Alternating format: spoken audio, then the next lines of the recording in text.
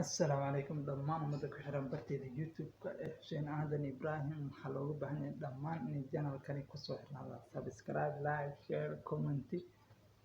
Wararka baryahan baraha bulshada la maraya in cudurka fayraska coronavirus uu dunida daafeeda ku fidayo zaa'id, sida hadda wadamada qaar la sheegayo madaxweynaha Canada iyo xaaskiisa in ay karantiil galeen saacado gudahooda, taa oo 14 cisho ay ku karantiilaanayaan gurigooda.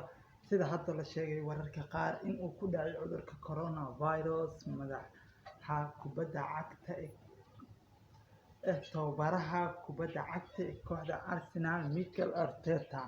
Wararka qaar ayaa sheegay in coronavirus uu zaa'id u fiditaankiisa dunida ugu fidayo zaa'id. Hadda madaxweynaha waddanka Brazil ayaa la jeegareeyay caafimaadkiisa si taxadar leh si looga ilaaliyo cudurka fayraska coronavirus. Wadamada qaar ayaa saacado gudahooda xiray iskoolaadkooda iyo jaamacadooda, sida hadda waddanka Portugal, Faransiiska iyo wadamo kale oo qaar fara badan.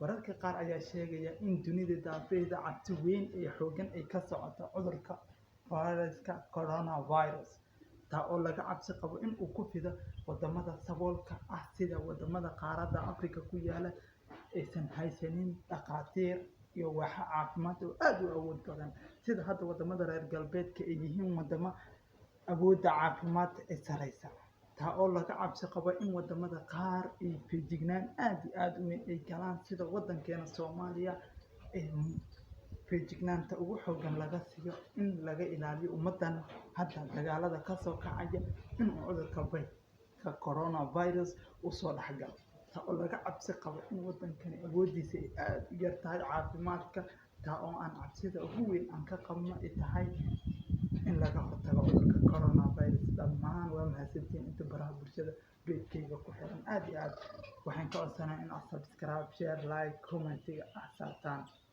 Thanks.